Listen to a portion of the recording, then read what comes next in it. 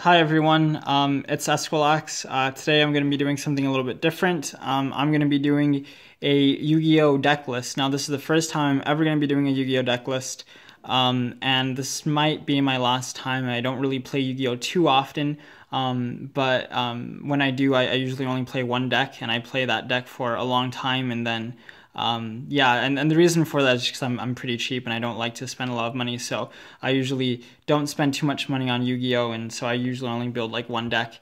But so today I'm going to be showing you guys Demise. This is a pretty fun deck. I took this deck with me to regionals in October of 2018, so about 2 months ago, which I don't think was that long ago. This was before some of the previous ban lists that have come out, and this was back when Called by the Grave was at 2.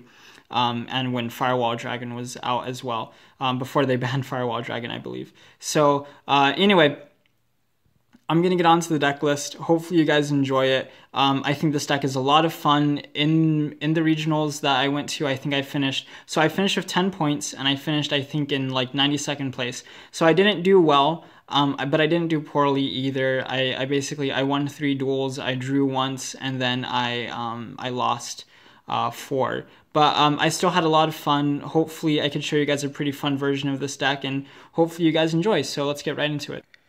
So first of all, we're going to start out with the ritual monsters.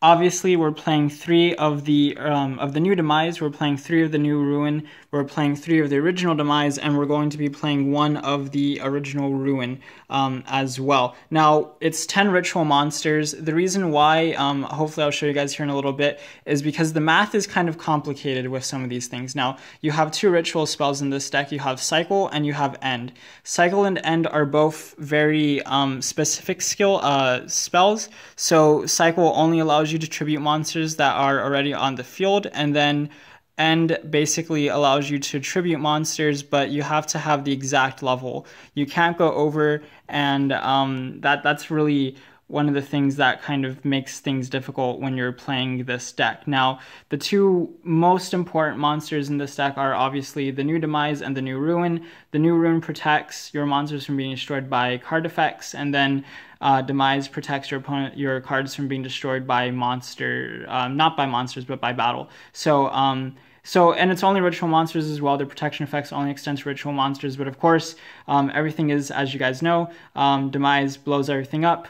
Ruin doesn't really do anything too special, though. If you use a ritual monster, if all the ritual monsters that you used were to summon this card out were ritual monsters, then you could go ahead and attack twice with this card. So that's 29 on 29, which is pretty nice. So, and then again, the original Demise and then the original Ruin. The only reason why we're playing 1 of the original Ruin is to sort of make math a little bit easier when we're actually playing this deck. The thing is that, again, when I'm talking about End, is that you can only ritual summon with the exact level. So Ruin kind of makes things a little bit easier, and then it's also a target using pre-preparation of rights, and I'll show you guys that right now. We're not playing any of the smaller Demises, Demise or Ruin cards, Angel or Agent. That's just because I don't think they're necessary. Their effects aren't good enough, and their effects only really apply if you're getting these guys out, but I think there's really no point in wasting those resources to get the smaller ones out when you could just go ahead and use those resources to get these guys out, and it doesn't really matter. Angel's effect is pretty... It doesn't really matter, and then Agent's effect is quite good, but I don't think that it's good enough to sort of justify it having a place in this deck. So without further ado, we're going to go ahead and get into the monster lineup. Okay, so here we have our monsters. Nothing too special. We're pretty much running the regular incantation lineup. This is without the new incantation support that I believe is coming out in Savage Strike. That's incantation, Chalice Slime, and the Incantation Celebration, the Incantation Ritual spell card. So we're running 3 of Talismandra, 3 of Candle, 3 of Bookstone, 3 of Pensy Plume, and then we're running Ghost Reapers and Winter Cherries, and then we're running Manjus. Now, why are we running 3 of each? Now, the reason why you're running 3 of each is because you actually want to see both of these 2 cards in your hand. You don't want to see these 2 cards in your hand. If you could get both of these cards in your hand, as well as having a ritual monster and a ritual spell, in order to get these cards onto the field, and then get both of these, then you set yourself up in a very good position where you're going to end up with having, at least when I'm playing, you're going to end up having Ruin and you're going to end up having Demise on the field. And that's typically what a lot of your boards will sort of like end up like with this deck, is that you're going to end up with a Demise, one of the original Demises, and you're going to end up with the new Ruin Supreme Queen on the field as well. So that's pretty much what's going to happen when you're playing this deck. I have a very difficult time when I'm playing this deck actually getting 2 level 10s out onto the field. It is possible if you do some crazy stuff with these incantation cards. What I basically have to end up doing is I have to get the original Demise out onto the field and then basically use Cycle to kind of go ahead and like really over tribute, I suppose, for the new Demise Supreme King. So it's a little bit complicated, but it can be done. We're using cherries because cherries as our hand trap in the main deck. It's a little bit interesting, but basically the way I think about it is that there's a lot of cards in this game that are basically summoned from the extra deck, and so this was actually one of my friend's idea, the idea of my friend to go ahead and put this card in the deck. So shout out to them and whatnot, and it worked out pretty well. I actually, when I played against Sky Strikers, I drew against Sky Strikers, but I went ahead and I got 2 cherries, and I was able to cherries out red and blue of the Sky Striker cards. So that was pretty nice, and I also used this a lot against Mech Knight Invoked, where I was able to kind of get rid of their Mekubas, so that was pretty nice. Manju, there's really not much to say about Manju. He's the only normal summon. You can normal summon like Candle and Pensy Plume, and you certainly can normal summon cherries, but it's like, why would you? You really want to special summon these guys out. So he's the only real normal summon that you actually have in this deck. So you don't really have to really worry about wasting your normal summon on this guy because he's the only one. And it's a pretty good normal summon. I don't think running the other ones like Sinju and Sonic Bird are really that great. I just think that they don't do enough. And then you could just go ahead and I think it's better if you just run 3 of each of these instead, rather than running like Sinju or Sonic Bird. I mean, these guys are just going to go ahead and they're going to get themselves out onto the field, and they can search out one of these, so you can basically get whatever you need, and you're going to get more card advantage that way than by getting something like Sonic Bird or Sinju. There's pros and cons, obviously, but I really do feel like this is the way to go. Yeah, this is a pretty good monster lineup so far as I'm concerned. So on to the spells, and there's a lot of them. All right, so here's our spell cards. We're running 3 ends. Obviously, it's the ritual spell. We're running 2 turnings. It's a quick play spell that allows you to ritual summon. Think of it kind of like, I don't want to say it's like a mask change, but think of it kind of like as a mask change, if you want to think of it that way. So it's pretty cool. And then you have 3 cycles. You have 2 Called by the Graves. Again, this was back when Called by the Grave was at 2, not when it was at 3. Would I run 3? Probably, yeah, sure, now. 3 pre-preparation of rites. You're running this as targets for the original Demise and the original Ruin. 3 Pot of Desires, 3 Allures of Darkness, and then 3 instant fusions. Now, really important right now, why are we playing Pot of Desires and Allure of Darkness? This is a 50-card deck. If you guys haven't done the math yet, it's a 50-card deck. And you might be saying like, wow, why? That's crazy. Why are you playing a 50-card deck in a ritual deck? Like, that's something you probably don't want to do. The thing is that when I tried playing this deck at 40 cards with the incantations and everything, and that was back when Pensy Plume was at 2 and Bookstone was at 2, I felt that the deck was too reliant on its opening hand. If you didn't have a good opening hand, then you pretty much might as well have just like scooped up and just gone on to the next game. And I think having Allure of Darkness and Pot of Desires are really good cards to have. I mean, Pot of Desires in and of itself is a good card, and Allure of Darkness is a really good card. You have a lot of dark targets Cherries is a dark target. You have Talismandra and Bookstone are dark targets. And the Demise cards are dark targets as well. So you have a lot of dark targets in this deck. You don't really have to worry about not having a dark target. You're pretty much always going to have a dark target. So having a lower darkness is no problem.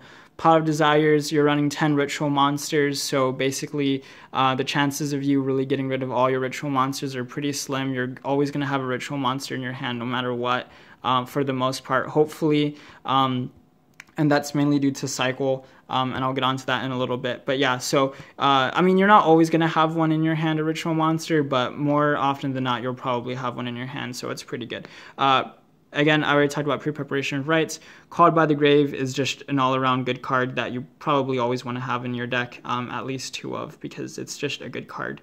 It comes in handy a lot, and it basically just wins you games. I mean, it really does. It really does win you games. And then Instant Fusion. Instant Fusion, this is going to seem a little bit strange, and again, this is another one of my friend's idea. And then these were my friends' ideas as well. So shout out to my friends. My friends really helped me out when I was building this deck for regionals. But Instant Fusion basically, again, you know, is just for stuff like, what's it called? Thousand-Eyes Restrict, Millennium-Eyes Restrict, basically get those cards onto the field and you basically can go ahead and go off and do what you want to do. And then we're running, this is where it gets really complicated. We have End, we have Turning, and then we have Cycle. So Cycle, this is the card that basically allows you to exceed when you're tributing, but it has to be from the field.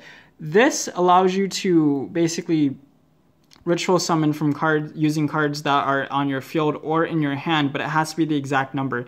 And that's why it's really hard. I can't explain to you right now exactly like the kind of math that you'll have to do, but you'll really have to think about what you want to do and whether or not you kind of want to go for risky plays and maybe get a ritual monster out, or whether or not you pretty much want to guarantee yourself getting a ritual monster out. And that's why you kind of almost always end up with boards of Ruin Supreme Queen and Demise King of Armageddon, because you could always pretty much get those monsters out. I have this theory that Konami basically made the incantation monsters specifically for Demise. Obviously that's not true, but it kind of feels that way just because you have Talismandra, you have Candle that are level 4 and level 6, which make 10. So, you know, the math works exactly using End. And then obviously, of course, you have Pensy Plume and Bookstone, which equal 8 exactly. So again, that works out with the original Demise and the original Ruin. So I don't know. I mean, everything just kind of like works out. It's a little bit complicated with the incantation cards when you're doing this. I mean, you really have to think about what you're doing and whatnot. I mean, it's kind of some complicated thinking actually when you're in the middle of a duel.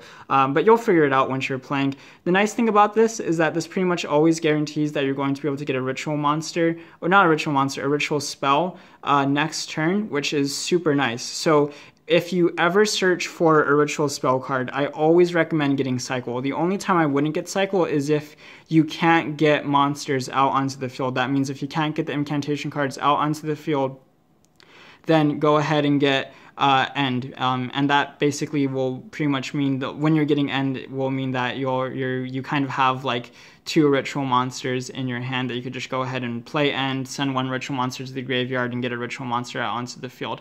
But in any other situation, when you know you can get monsters out onto the field, when you know you can get the incantation cards onto the field, always go for Cycle. Cycle is going to go to your graveyard. Next turn, you're going to send it to the top of your deck, shuffle your deck. Well, you're going to send it to the top of your deck, get an End, and then if you have a Demise or Ruin in the graveyard, you could go ahead and add a Demise or Ruin from your graveyard. Actually, it might only be Demise, but you're going to be able to get one of those ritual monsters. So you could either add Demise or Ruin from your graveyard onto your hand. One of the things that you really need to understand as well is that Demise and Ruin, Demise Supreme King and Ruin Supreme Queen only count as the original Demise and Ruin when they're on the field or in your hand, which means that they're not searchable by pre-prep. It means that this effect does not apply when you're getting them from the graveyard, which is unfortunate. It actually means some rather important consequences, which is rather unfortunate. But do get this, believe me, it'll pay off. You always want to get this because it's pretty much a guaranteed End next turn. So I'll always get this. And again, this is pretty good. It kind of helps facilitate OTKs a little bit. I wouldn't say this is an OTK deck, but you could certainly play this as an OTK deck if you wanted to. And it is capable of doing some OTKs as well. And that's pretty much it for the spell cards, and that's pretty much it for the main deck. and I'm going to show you guys the extra deck real quick. And the only reason why we have an extra deck is for Cherry's targets, essentially. You won't be getting monsters out from the extra deck with this deck at all, but I'll show you the extra deck anyway for the sake of fun, I guess. So this is pretty much the extra deck that you're going to be running. A lot of DDD cards right now. DDDs are kind of a menace, so you always want to be getting rid of these cards with cherries. I'm kidding, guys. I'm kidding. Don't worry. This isn't the actual extra deck. Okay, this is the actual extra deck. This isn't too important, so I'm not going to spend too much time here. We have 2,000 Eyes Restrict, and then we should have a Millennium Eyes Restrict, but a lot of this extra deck is basically just borrowed from my friends. Some of the cards my friends let me just keep, like I think these Sky Striker cards my friends let me keep. My friends let me keep these and these and these. I got this from a trade, and then this belongs to my friend. And then my friend let me keep this as well, and then my friend let me keep Totally Awesome as well. The only card in here that's kind of important that you actually might get out is probably Gustav Max. Now, Gustav Max is, seriously, it's the only card that you're probably going to get out, is a level 10. You guys basically know what it does, you know, detach a card, deal 2,000 damage. You're going to be using this to help kind of facilitate any OTKs that you might be doing. It won't happen too often that you'll get out level 10s, at least with this deck. This deck tries to play a little bit safer, but yeah, I mean, if you want to, you could go ahead and get this card out. It does come in handy sometimes, and it really does facilitate the OTKs a little bit more, but it is a little bit of a risk. Now, I wanted to end this video off by basically, I'm not going to show you guys the side deck. The side deck is pretty straightforward. You could go ahead and use a Raw Sphere mode if you want to, play 3 of those in this deck.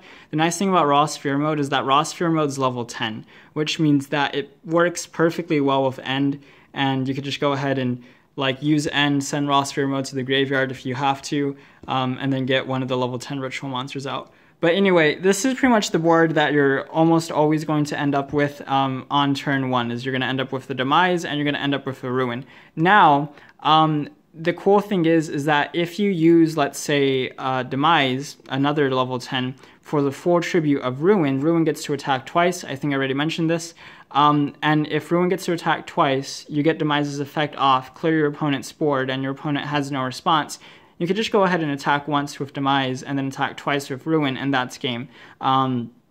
And so that's one version of the OTK, but pretty much this is where you're going to end up with. Ruin is going to protect everything. You could go ahead and activate Demise's effect. Demise's effect is going to activate, blow up everything on the field. Ruin protects all ritual monsters.